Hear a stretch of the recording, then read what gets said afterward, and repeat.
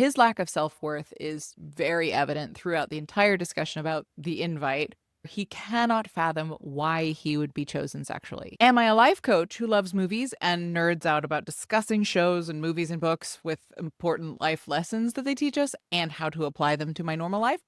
Yes. So, welcome to this absolutely random yet on brand episode. Last week, I saw the new movie called The Invite, starring Seth Rogen, Olivia Wilde, Penelope Cruz, and Ed Norton. And I literally couldn't make it home from the theater before I started writing notes and capturing my immediate reaction to this incredible movie. And if you're new here, welcome. I'm Ellen, a certified life coach, a singer, a mother, and a lover of alliteration, dogs, and deep conversation. And this is the Contentment Creator channel, the show typically designed for creative entrepreneurs to dig deep and clarify their life vision, catalyze their creative flow, and fuel their entrepreneurial fire. So, if you're interested in topics about personal development and healing, entrepreneurship and empowerment, and creativity and authenticity, then you're in the right place, and I encourage you to subscribe. It's free to you and important to me, and most importantly, it connects us. Okay, so last video, we talked about people pleasing and perfectionism and how that totally just breaks our sense of self and our ability to build healthy relationships.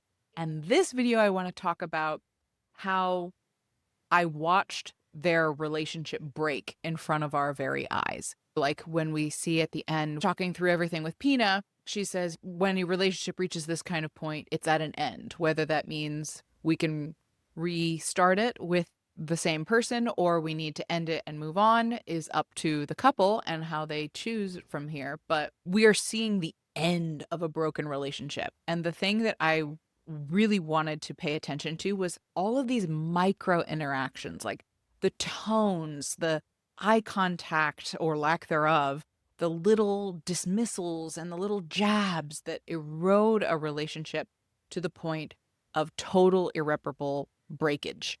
This is such a perfect imitation of how real relationships break. It's not because they don't love each other or that they don't have any core beliefs and values in common, but rather they've lost themselves and their sense of self and purpose. And that has caused them to stop respecting and caring for and loving themselves and therefore each other. So when we don't respect and love ourselves, we cannot respect and care for and love another person. You can see how all these little jabs of disrespect or disgust or disregard have become the norm for how Joe and Angela speak to each other. It's just an unconscious habit at this point in the movie. And this way of treating each other and speaking to each other is actually what is the end of relationships over the values you share or the attraction you feel or the children you have or even the life that you ultimately want. Even if all of that works and all of it's the same and aligned, often it's the little shitty ways that we treat each other that matter more than the big stuff as you go on and on in a relationship. So as we learn at the end of the movie, when Pina puts her therapist hat on and she reveals they don't love themselves or feel worthy of love, they're so deeply out of touch with what they want and they've stopped communicating. You can tell that when Pina asks Angela, would you have sex with yourself? And there's this long pregnant pause. Pina clearly gets everything she needs to know out of that answer because no, Angela is not at all loving towards herself or even attracted to herself in terms of believing that she is a sexual being. And then Joe, as we see throughout the movie and here at the end again, he doesn't feel worthy of love because he keeps asking, like, who would have sex with me? And am I really invited to this party? Does anyone really want to have sex with me? And he believes that Angela doesn't want to have sex with him because of that self-loathing.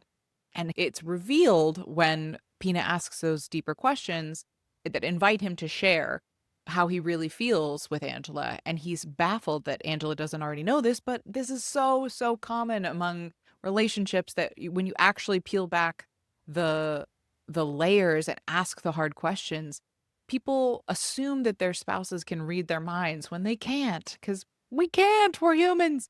And so he says, I can't believe you don't know how I feel. I'm a failure. I am a dud. Like, my band failed. I'm teaching at a mediocre school. These kids stink. Like, I live in my parents' old apartment. He has all this evidence stacked up against himself for why he's a failure and unlovable. And so when we believe that we are unlovable, we become unlovable. We make ourselves so miserable and we push away the people that do love us that this is where we land. And same thing with Angela in terms of, the impact of being around that sort of misery and that self-loathing and that unlovable energy. I don't know if this is something she's carried her whole life or if this is something that they've just engendered in each other. But Angela also hates herself in terms of finds herself unlovable in her body and unlovable unless she's perfect, unless she does or says or dresses or looks the perfect way.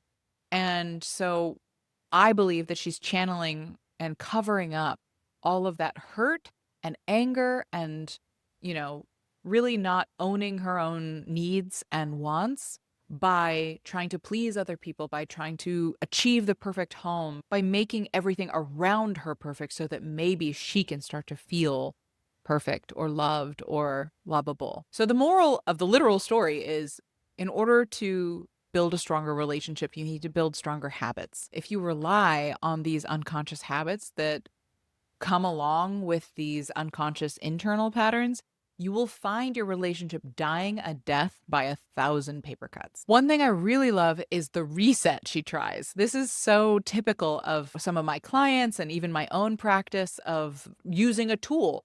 What a perfect example of how tools are just tools. And without the deeper conversations, like what happens later in the movie with Pina, it's just going to be moving stuff around and not actually clearing away what's built up between them.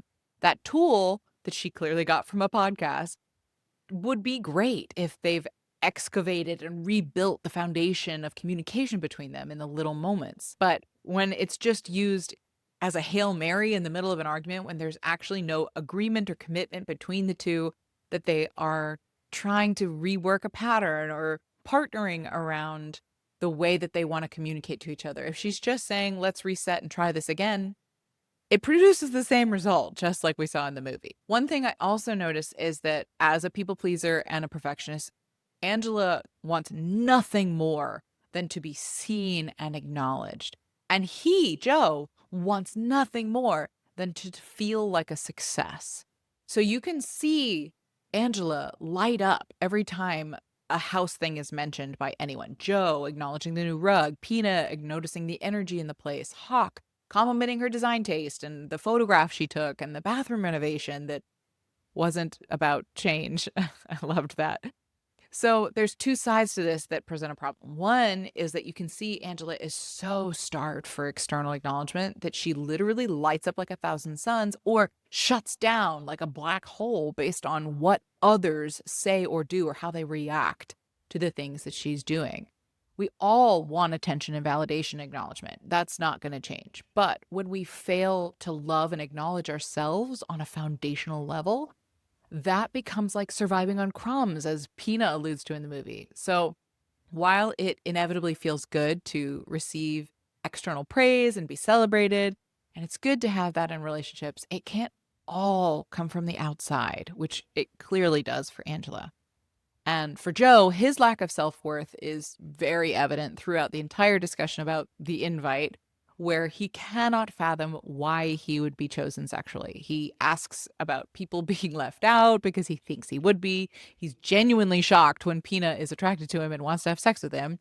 And he doesn't believe Angela is attracted to him because he's such a failure in his mind.